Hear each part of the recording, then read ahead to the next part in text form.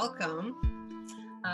Hi, Cherie. I'm Karen Adler, and I'm a psychotherapist, and I have the privilege today of doing something I've wanted to do for a really long time, is talk to my teacher and mentor, and one of the pioneers of a life-changing modality for me, which is self-acceptance training.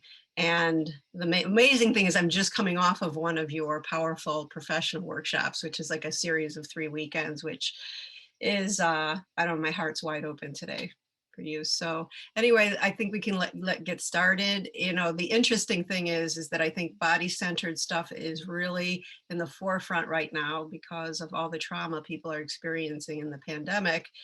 And so it's sort of caught up with what you've been doing for 50 years and I've been involved in for 30 years. And finally, it's sort of, I think people are really receptive to it.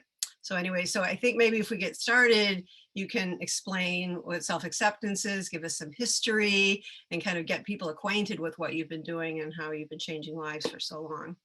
Okay, well, first of all, thank you so much for suggesting this. I've been very excited, and I want to start by saying that I woke up early this morning with my heart pounding, and I know I had a little apprehension before I went to bed, and I thought, oh, I am scared. And I just started to feel my heart pounding. I mean, it was loud. And I kept saying, I can only be whatever I am. I can only be whatever I am. At 83, I'm still doing this work on myself. And I started to feel calmer and calmer and calmer. Now I just feel excited to be here with you. You taught me that mantra many times. I've had to use it. I use it. I still use it. But it reminded me that here I am at the endings of my life and career. I mean, I expect to live a long time yet because I'm very healthy. And it reminded me that one of the very first times in my career, I had been training with Dick for 3 years, and we got in the car from Wisconsin to go to Chicago because he had a training group. And I was he's the person, maybe introduce who he is. I'll talk about him. Yeah, he's how this all started. I'll talk about him. But anyway, we got in the car, and he said, well, actually, there's actually enough people for 2 groups, so you'll do one and I'll do the other. And I said, oh my God, I've only been training for 3 years. I only have a few private clients. So I can't do this. And he said, you don't know what you know yet. You will do fine. Well, first we had a fight. And then when I calmed down, I just closed my eyes and I started to say, I can only be whatever I am, feeling my body, feeling all this anxiety. And I did that all the way to Chicago, and I did it all day long. And later, this was an ongoing monthly group, one day a month for a year. People told me that was the best day of the year in my group. So this stuff really works, and I work it myself still. So that kind of came back to me this morning as I was doing it.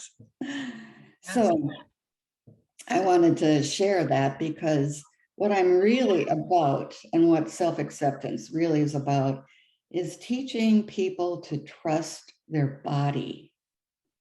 And there's all kinds of techniques that I use. I'll be talking about that more, but we're in such a head-oriented culture. We're in such high beta state with all the stress, especially right now. And people don't know that there are ways that they can calm themselves and feel better and feel joyful in this hard, stressful time. So a little of the history. Well, Dick, he had studied with Charlotte Selver. That's the name that's gone long ago. And she was all about the body. And Dick was a professor at the University of Wisconsin in Milwaukee.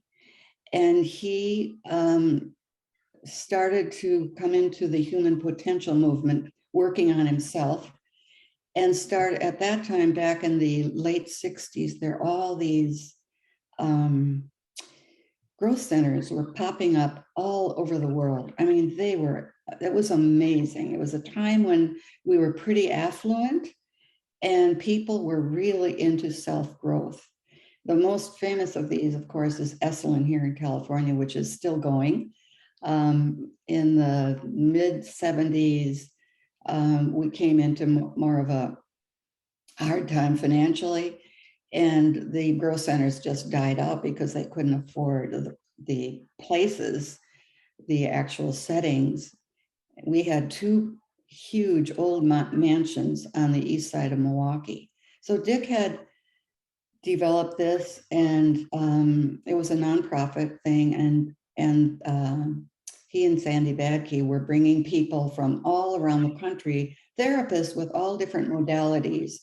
And so I was going there. I had a therapist that I was working with, who he was my first therapist, and he ended up training with us later. But I then went into the Milwaukee Gestalt training group and learned Gestalt, and there was Dick. And so our love affair started. I trained with him, and because I was with him, any really good energy therapist that came along, he and I were in the group learning about energy, which is really the basis of this work. And it's really the basis of life, because we are pure energy. Everything is energy.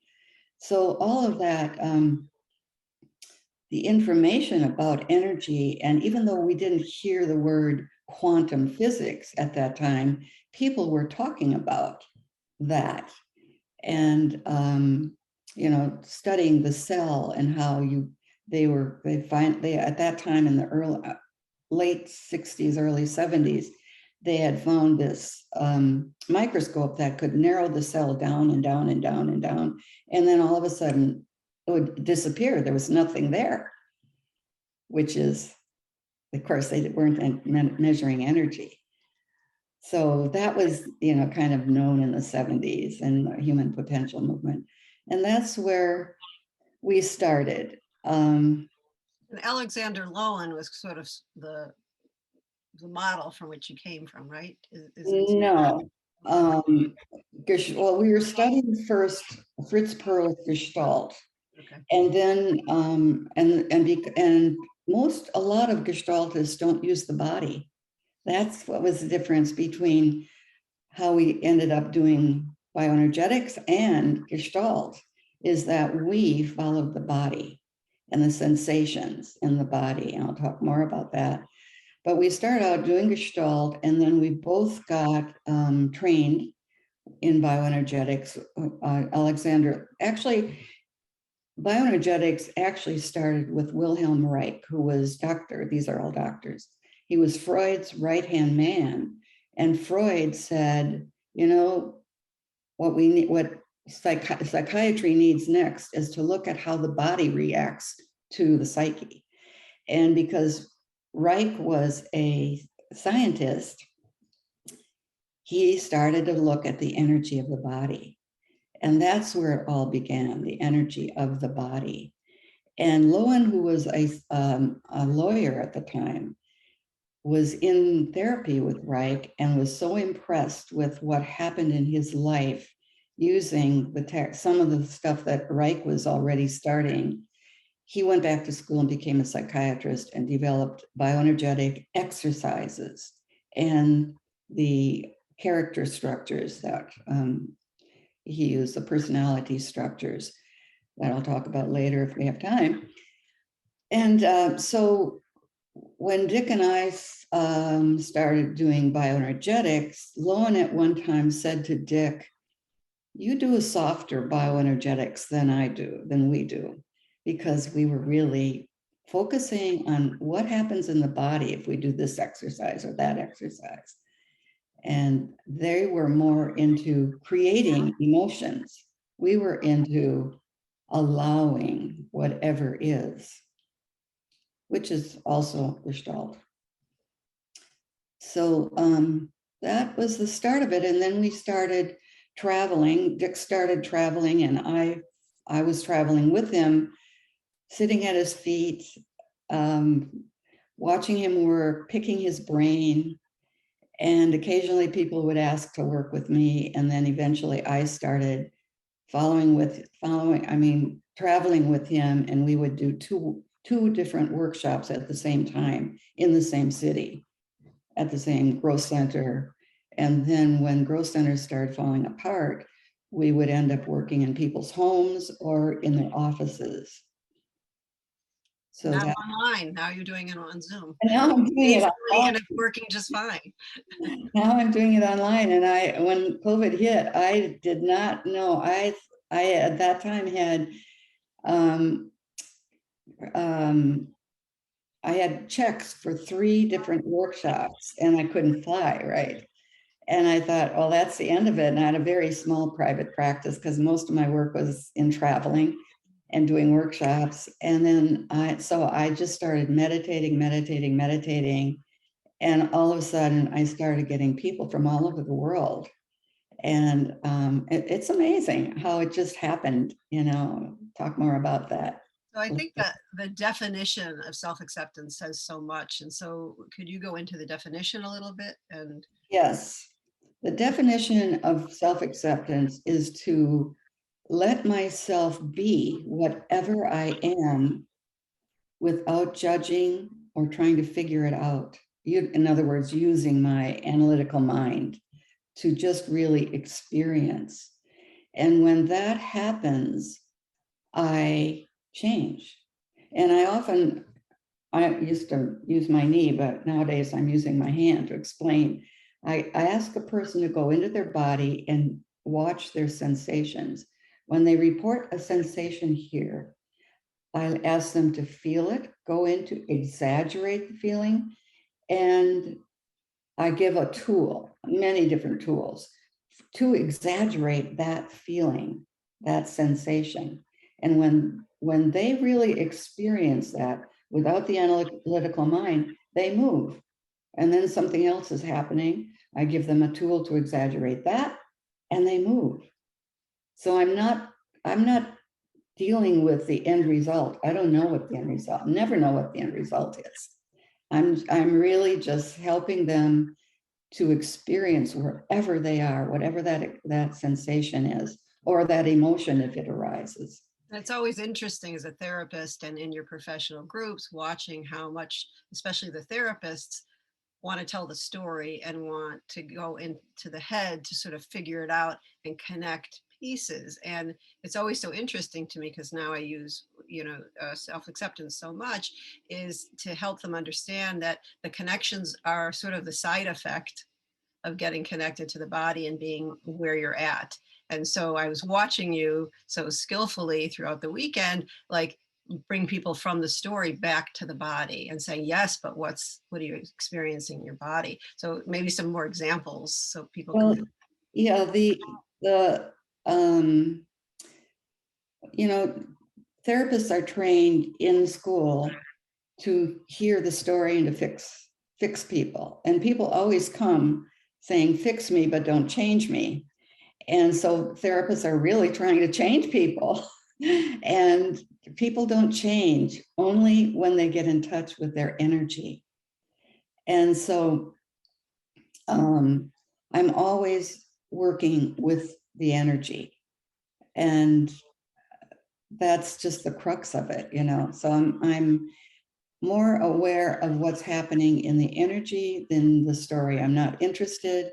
I often won't let people tell me the story. If they're telling me about this person they're angry with, I'll ask them to say, talk to that person, which brings up more of their energy, because self-acceptance is really about energy. And then it creates sort of this space inside, sort of this expansive landscape inside, and then there's somewhere to go. Because I'm thinking about how people don't know what to do in the pandemic. They're sitting there going, I don't know what to do, and this is happening, and this is happening, and this is happening. But when you go in, you see there's a lot of space in there, and that's sort of the answer. Yes. And that brings me kind of to the other thing, the two main things of getting in touch with energy besides, well, it is getting in touch with the body sensations. But the two main things that you may not realize when I'm working with you, if you're new to me, is that self-acceptance uses trance. And you go into trance by just following your body sensations. And the other way you go into trance, so there's two ways to go into trance, either through hypnosis or meditation. And following your body sensations is a meditation. It's focusing with the breath. Breath is very important in this work. So it's focusing on the breath and the sensation at the same time, which is meditative. And then it's very hypnotic at the same time. And I use a lot of hypnosis, because both of those take you into an altered state. Right now, there's a lot of focus on the mind and meditation and how we carry, and this is one thing that way back with Wilhelm Reich, he discovered that in his explorations of energy and emotion, he discovered, I think he was maybe the first one to really discover that we carry trauma. All of our history is in the body. And so Reich did it, Alexander Lowen and Parakas continued it, looking at the trauma in the body. And nowadays there is Gabor Mate, who's really looking at that, and Dr. Joe Dispenza, who's looking at that. And they're saying, and probably Wilhelm Reich did too, I don't remember, but they're saying that the stress that the mother is in when the child is in utero, because that is the child's environment, and they don't know what's going on, but they pick up the stress and put it in their body, and then the stress goes on because the child is in theta state, which is an unconscious brain state, from the time they are conceived to about 7 to 10. Even though they learn how to speak, they don't have the facilities to deal with all the stress in their life. So they just put it in their body. And so that's a lot of what we're working on. And of course, the body is energy made flesh. And energy is divine light. You know that from your Kabbalah studies, divine light. And every cell, in my studies, I found that in every cell, there's an aperture that several times a minute opens and emits light. And that we have enough light in our bodies that would be like the sun if our bodies all lit up at once. Isn't that amazing? It's so yeah. And so when you put people in this trance state, you're sort of getting them in that sort of almost childlike. Yeah, but I don't put them in the trance state. They're in charge. I'm not in charge. Right. Okay. That's important to say that, I think. Yeah. Create a space for people to allow them to kind of sink into that state. Exactly. Mm-hmm. So hypnosis and meditation, and you can't hypnotize someone unless to do something that they would not do. You cannot really hypnotize someone to kill somebody else, you know. You can hypnotize somebody to quack like a duck or something, because we all fool around once in a while. Yeah. Also, Cherie, I think, you said, when you say meditation, I think people get intimidated. I used to, because my mind is so hyperactive that I'd be like, well, I just don't have the patience to like sit in meditation. But the meditation and self-acceptance is really a sensation experience. And so it's very kind of interesting because you're kind of bringing your attention to sensation. Yes. And when you follow that sensation and it turns into emotion, because emotion is energy. And when you really go into that emotion, and I really try to teach people to have an orgasm of the emotion, not to just kind of dribble a few tears and, like that, but really have an orgasm of crying or anger or whatever. When that happens, the whole body starts to vibrate and open. And people will sometimes, so the body, instead of staying rigid, the energy starts to move within the body. And sometimes, a lot of times, as you've experienced, the whole body starts to shake. Like a baby. And yeah, or like animals when, when they relive a trauma, animals in the wild relive a trauma. And if people are interested in that, they should check out Dr. Robert Sayer, Scaer. I have his video on my website. And that's the state when people are through with whatever they go through, which hopefully they have an orgasm of whatever emotion comes up, and they end up in that altered state. And I always say, this is the most important part of the work. Or just let yourself feel it. And as you feel those sensations, say, this is who I really am, because it's the energy moving. Sometimes it's shaking, but always the energy is moving and they feel that energy. So you're really people are moving out of that freeze state of trauma, and that's with that energy moving. Right. Really that right. freeze moving. Yeah. They have seen that people go into higher and higher brain states out of high beta, which is where most people are in high stress today. And then there's mid beta, which is like me preparing for this talk. It's something I love doing, and it's stressful. And then beta, which is what the child comes to out of theta, which is a learning state, thinking, learning, going to school, learning, And beyond that is the alpha state. And that's where you first go into when you go into meditation. And that's the creative state where you are calm and your thoughts are creating positive stuff. Our thoughts are constantly creating. If I'm thinking negative all the time, I'm going to spiral down. And that's what's happening today in our world. A lot of people are spiraling down from the negative fear and anger and all of that. But if I start thinking positive, I'm going to spiral up into alpha. And alpha is the first state where I'm really creating with my thoughts, whether I'm aware of it or not.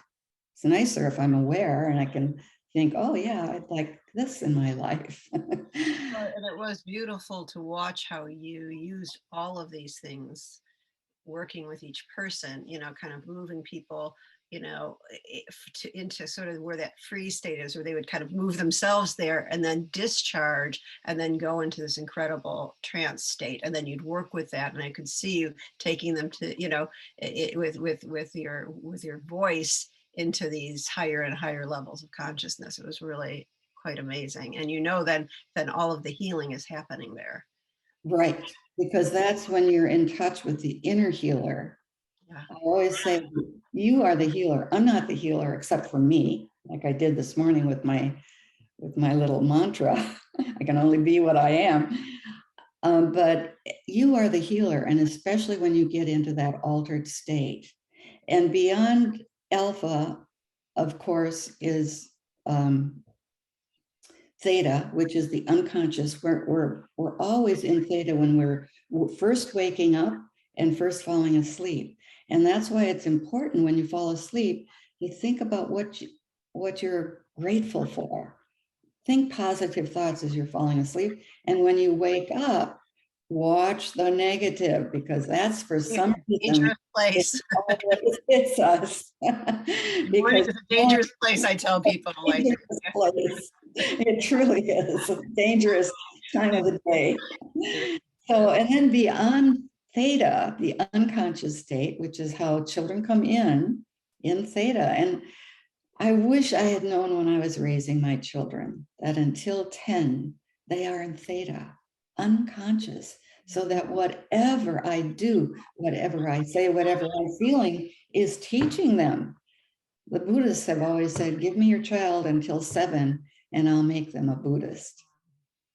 You say that the body is the truth teller, and I think that's a powerful thing to say. So, well, I lately have been using this experience. I see it all the time where someone is saying one thing and I'll ask them to focus on their sensation. I'll give them a, just out of my whatever knowledge I have or intuition, I'll give them a sentence, and that sentence will be the opposite of what they're saying, but they'll make a change. And I think the most telling experience I ever had happened many years ago when I was doing a women's group in my daughter's little cottage behind her house. And this one young woman was always finding partners who would betray her. And so she decided that she would not date for a number of months. And she found herself getting stronger and stronger in herself. And then one day she came to the group and she said, I went to this conference, and I guess she was an artist. And she said, I met this man. He is so much like me. We just hit it off, and we've had this, we're just starting a relationship, and it's wonderful. And he does have another partner, but I'm strong enough that I can handle that now. And I want to work on that. And I said, okay, come out into the center of the group, close your eyes and breathe and feel your body. And when she did that for a while, I asked her what she was feeling, and she said, I feel good. I feel strong. I said, okay, so feel that sensation in your body and say, I can handle this. And she started to say, I can handle. And she started dry heaving. And then she opened her eyes and started to laugh. And she said, oh my God, I guess my body knows more than I do. And that is the truth. And I even tell my clients, your body knows more than you do and more than I know. The body is. I know you taught me that, from the beginning. When I came to you, I was a massive symptoms, and I was telling myself I was fine. I came from a social work family. We serve others. We don't really look within. And I had to be so symptomatic. And you're the one that got me to speak from my throat, from my heart, and express all of these emotions that I wouldn't let myself have. And that was the beginning of me healing, was listening to my body. And now I always listen to my body because I know it's always talking. And I know that sometimes I'm out of integrity with what I want to be and where I actually really am. Yes. And because the stress that, when we're, as I say, we're usually in beta, and during our day, thinking and learning and doing, we go into mid beta, which is doing the things we want to do, having a little pleasure. And then we go into high beta, and high beta makes illness in the body more than anything else, more than germs. The germs are there, and our immune system either hits and it takes care of them or is lacking and we get sick. But the stress is what kills us. Slowly, most of the time, and sometimes quickly, but that stress is our body screaming at us, and it's saying, wake up. And so when you get a really big disease, it's your wake up time. If you wake up and realize that your body is screaming at you and you can heal yourself in many, many different ways. And so one thing that in all the many groups that I've done with you, Cherie, I know that there's been a hugely spiritual aspect to it. So I was wondering if you can sort of describe how self-acceptance uses spirituality, how you uniquely use spirituality for people's healing. Okay, I'll try to do that. Now, I was thinking this morning that I could probably do 2 hours on spirituality alone, because I really, and you've heard me say many, many times that our lives are our spiritual path. And I really believe that. I believe there's no accident that we choose the mother, the womb to come into, whatever stresses that mother is going through, and those 7 or 10 years of stress in the family and throughout our lives, that our soul is walking along beside us, trying to say, wake up, wake up, wake up. And that our trauma is our path through all the emotions, the sadness, the anger, the loss, the betrayals, whatever it is, and the gifts at the end. That when you really work through all of that emotion, there are gifts. And that is our spiritual path. And the hardest thing, I think, as a parent, and sometimes as a friend, to have that philosophy that I have, that our life is our spiritual path, is to see my children making decisions I wouldn't make. And yet their path is their path. And I have to constantly remind myself that we're all on our own spiritual path, and that the lessons, the hard lessons that we make are good, for our good. And not to judge ourselves or others for the choices they make, because that is their spiritual path. And it's very different from religions and even the dogma. As you look at our culture today, there's so much dogma, belief. And, you know, I believe this, and you're not good because you believe that, and you've chosen that, and you've chosen that. And people have, down through the ages, unfortunately, had a thing in their brains about us and them. And if you believe differently than I do, and you and I, growing up in a Judeo-Christian culture, which most of the world is, not everyone, they have other things too, but in all those cultures, the dogma is that there is only one God, and then what happens is there's only one right and one wrong, and they lose the fact that we're on a spiritual path, learning lessons. And I believe this planet is about learning lessons. We're all here learning, and our soul is walking right alongside us saying, wake up, wake up. So in self-acceptance, and again, I say the end of the piece of work is always the most important. Hopefully, everyone at the end goes into some kind of altered state where they start to feel peace. And that peace is energy moving. And it's a connection, which no matter what religion you're in, people go into that connection at some point on their path, believing whatever they believe. And that connection is when we really are one with the source. You know, Rumi said, you are not a drop in the ocean, you are the ocean in the shape of a drop.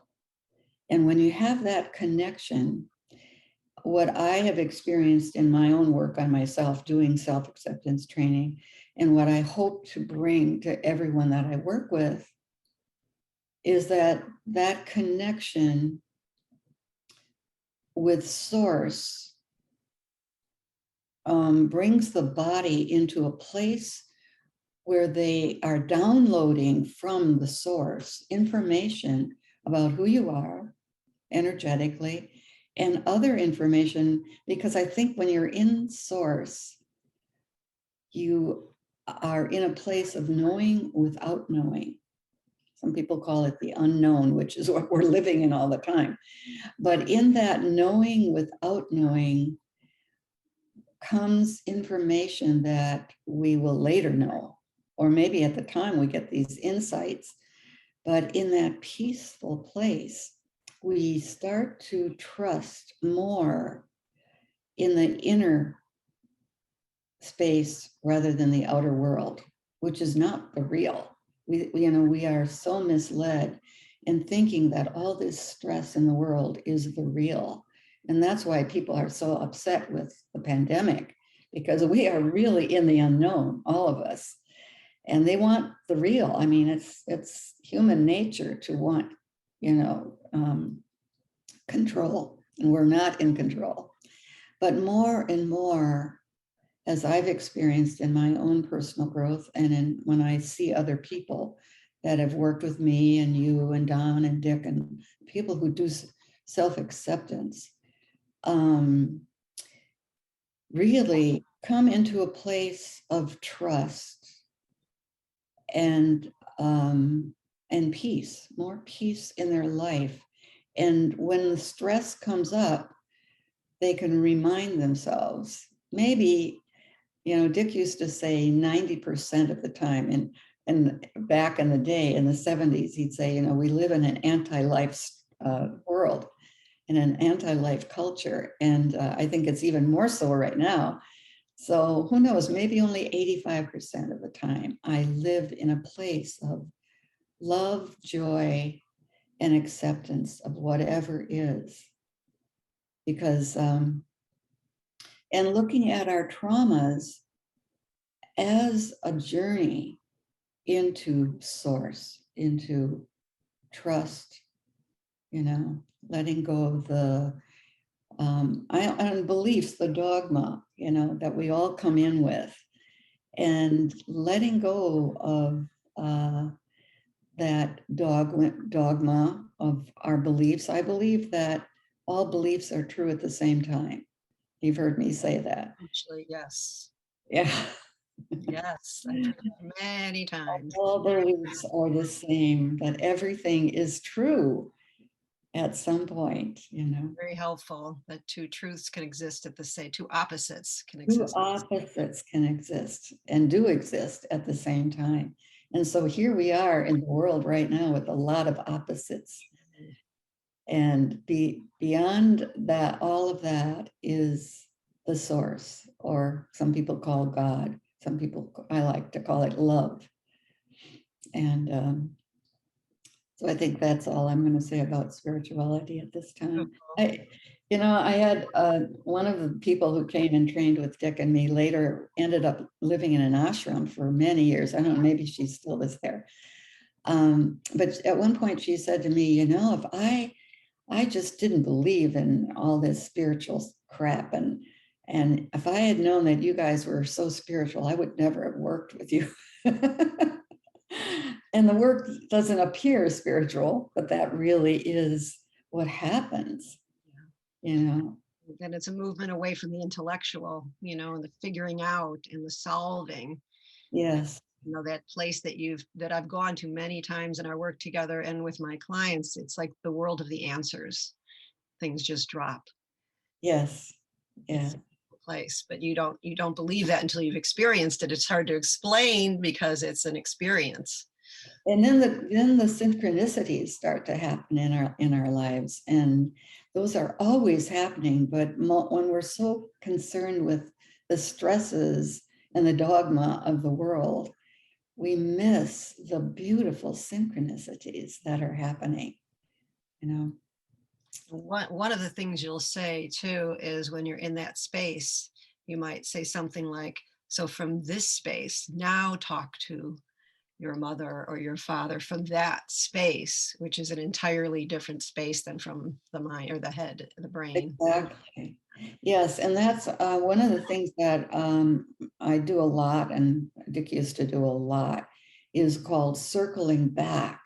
After a person goes through all their emotional stuff with their parent, they come into love, and then I ask them, now talk to your dad or talk to your mom. What would you say from this place?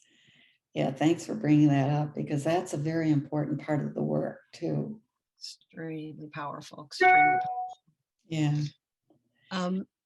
Did you want to say anything more about spirituality? Unless you have some questions about it, I don't know.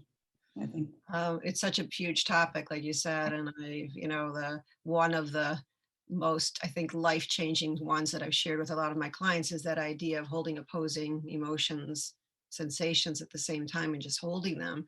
And I've really used that with some of my couples who even have politically opposing views, and to just say, you, that's true and that's true and that's untrue and that's untrue, you know. So both exist and all exist at the same time, and a certain relief hits the room because Yes, you don't have to convince anybody of anything. exactly. Yeah. It lets go of that us and them. It's so hardwired in our brains from early times when we were, we had to, it was us against the dinosaurs or whatever it was. And then it was us against the neighboring tribes and us and them. And once you become aware that that is hardwired in your brain, it's a little easier to drive on the freeway and bless the guy that cuts you off. I always say, bless you, and I hope you'll do it the same for me if I do it to you. The true test is going to traffic.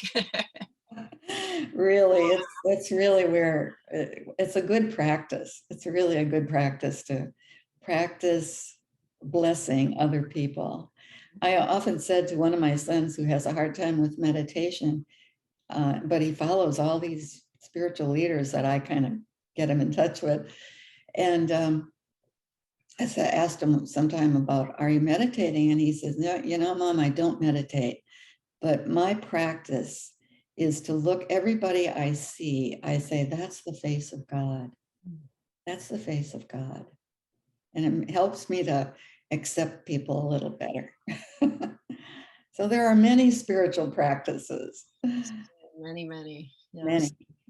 Okay, well, I think that's, there's so much to discuss, and maybe even for another day to just continue, because I can see that you could probably talk forever on this topic, and there's just so many wisdoms that I've gleaned from you in terms of spirituality with SAT. So, we can continue the conversation. Sure. Yeah. The other piece that, in these past 2 years of the pandemic, I've really sort of been delving into a lot of other sort of body-centered approaches to healing. And, there's somatic experiencing, Hakomi, there's a million of them, but there's something unique. And, I've been doing this for a long time with you, so I've been looking for it. And there's something very unique that maybe we can briefly touch upon, which sets it apart from other body-centered modalities, which is the personality structure. So I was wondering if you can kind of touch on those. And I know in your book, you go more extensively on them and have really great examples. So if anyone wants to, pick up your book, that you can get a lot more detail about SAT in it. But I thought because it's so unique to SAT, I wanted you to touch on it a little bit. Yeah, I'm going to just talk about the positive aspects of each of Lowen's character structures.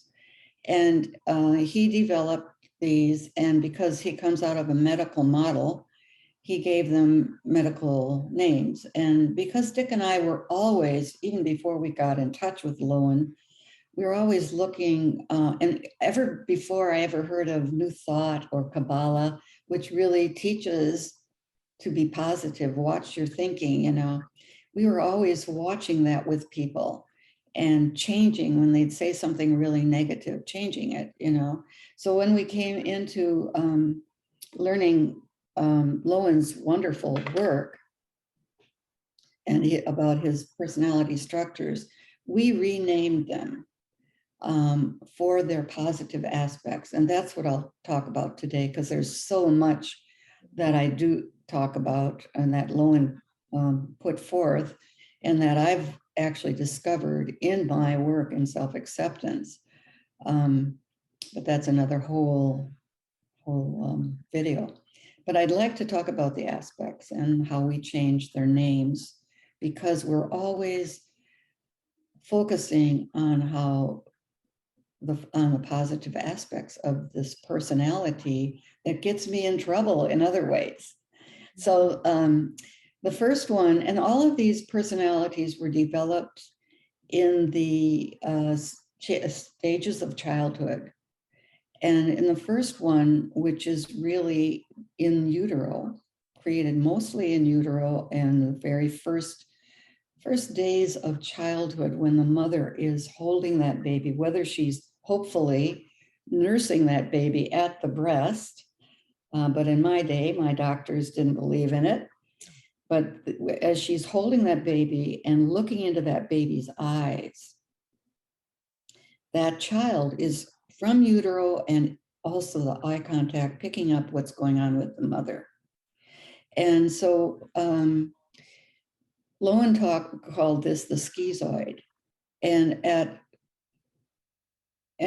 all of these character structures are on a continuum, depending on what happens, what traumas happen in that childhood state of being. And so the continuum of the schizoid, or what we call the creative, is, goes and it gets worse or better depending on where that happens in their, and how strong the trauma is. And all of these structures are created in trauma. And I always say it comes out of the child's genius of creation, that we are creating out of our genius a survival technique to cross that dangerous river of childhood. So these are positive aspects, and positive in however they're acting out in our lives, because we get threatened, and that comes up right away as my mode of defense. So I talk about this when I'm training people too, that when they say, well, when do you know what the character structure is up? It's when there is resistance, and the person somehow feels threatened by what's going on, and their structure comes out, either this one or that one, sometimes many at a time. So the first one is the schizoid, which we have renamed the creative. And the positive aspect of that structure is that they are very creative in whatever they do. They are artistic, sometimes they're performers, and whatever they do, even just if they're a mother and creating their home or their garden, that creativity comes forth. And the other aspect is that these people can be very spiritual.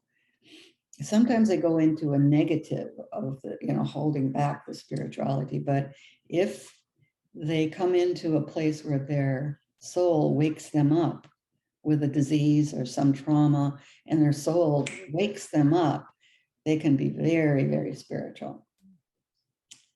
The second one is what Lowen called the oral, because it's at the sucking aspect of childhood, when the child should be really sucking on the mother's breasts. And that we call that the lover structure, because that child and that really learns to love, and whatever's happened between that mother and child opens the heart of that child, and throughout their life they will be lovers. So they often become people of the helping professions, like you and me. They're very good parents, because love really is the main thing in their life, as well as their need to be loved, which goes into some of the hard parts of their life. The third one, Lowen called the Masochistic, and that is the time of where they're learning potty training and learning to control their bowels. And if the parent is very controlling, they will become an endurer. And that's what we call the masochistic structure, because they endure. They're the person, if you have a chronic disease, they're the person who's going to hang in there with you. If you have problems in your life, they're the friend. And they're the person who can sit in a meeting with a lot of people and hold their voice until everyone's spoken, and then come out with the most beautiful conclusions of what everyone has said, because they can hold their energy in. They learn to hold in. And so their positive aspect is patience, endurance, and perseverance. It's a good thing. The next one is the one called the psychopathic, and it's the sexually developing stage. And actually, the last two are in the sexual developing stage, but different things happen to them. And they learn because they often have a parent that is a psychopathic person, which we call the challenger protector. So they learn to challenge the world and protect themselves at the same time. I often think of them as a child standing at the gate of their front yard with their dukes up, saying, "You're not going to get to me." But they're really saying, "You're not going to get to my little child behind me." That's what they're really saying. "You're not going to get to that little child. I'm protecting that little child." So they protect all little children.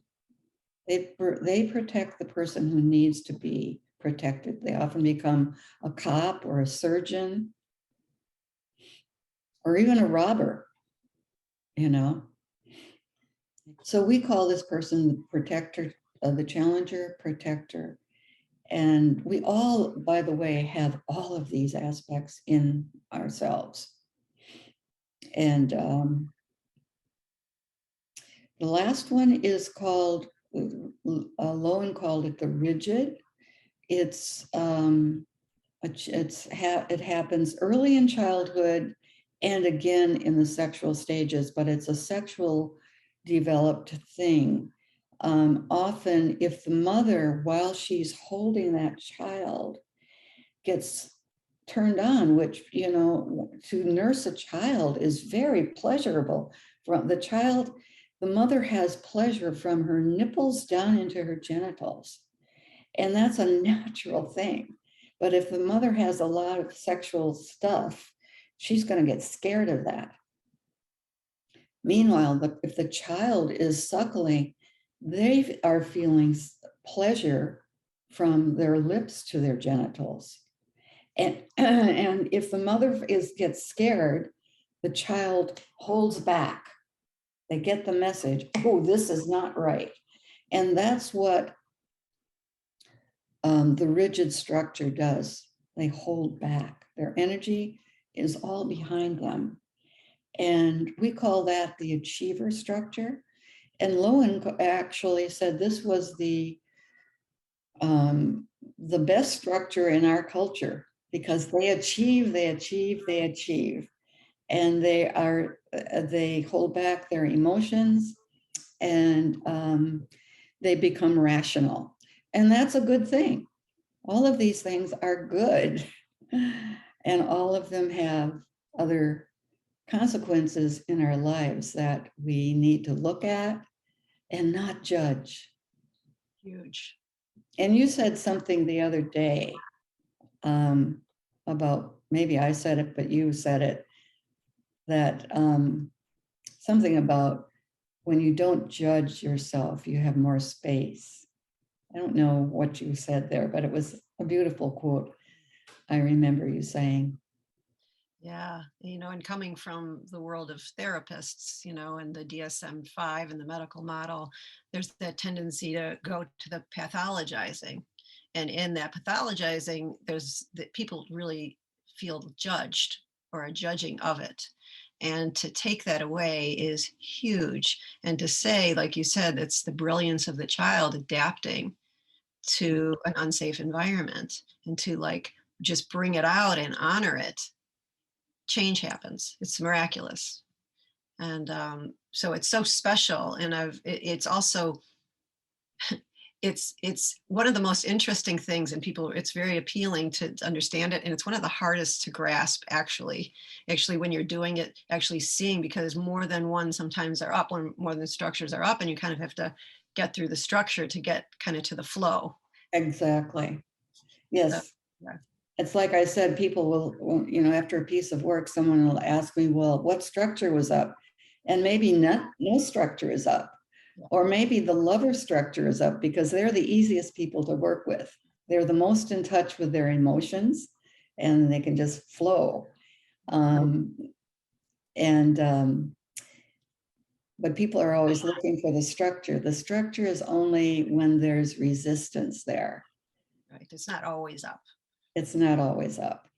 But it's nice to know about these structures when the resistance comes, because there are ways to work with them. And I go into that a little bit more in my book.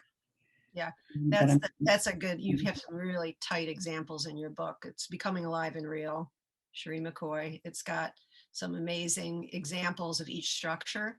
And, you know, like astrology, you're going to want to find which structure am I, you know, it's just so interesting in that way. But to me, it's the difference between that and a lot of other kind of modalities, is working with those structures. yeah. Very, very transformative from my perspective. So yeah, so that's very nice. I love those. I love how that positive spin. I think that's super important, and that really speaks to what self-acceptance is.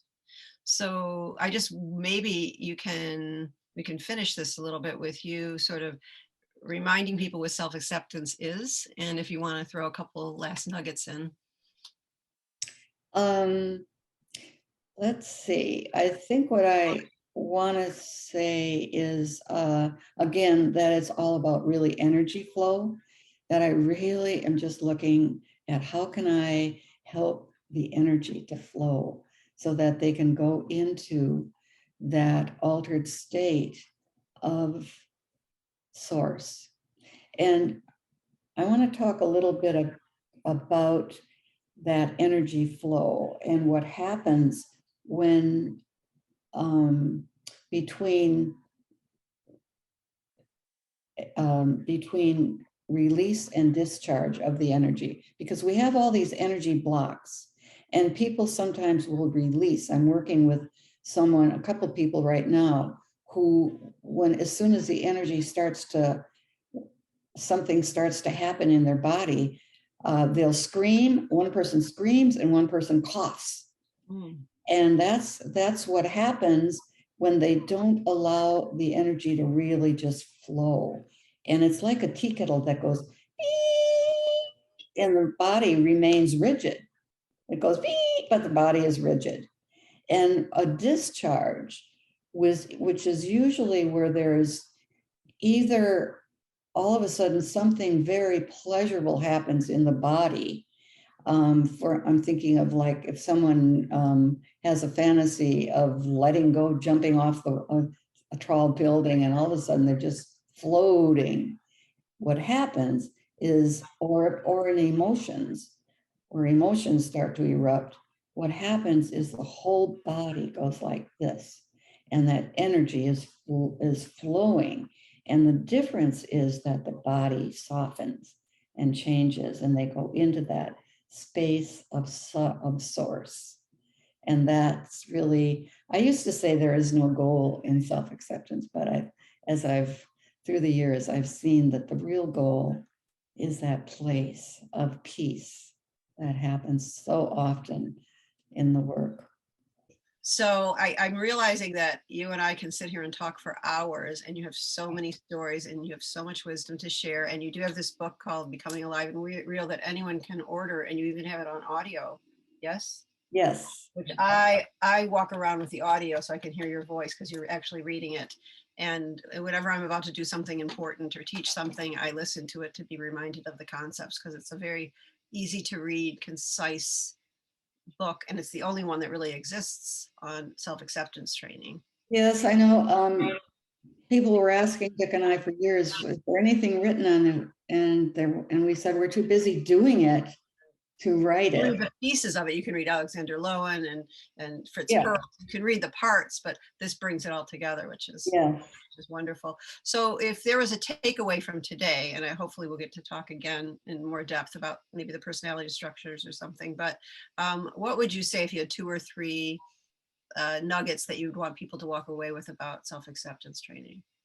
Well, number one is to trust your body and to watch your body. If your body is screaming at you, like mine this morning, when I woke up and my heart was pounding so loud, I was shocked at how loud it was pounding.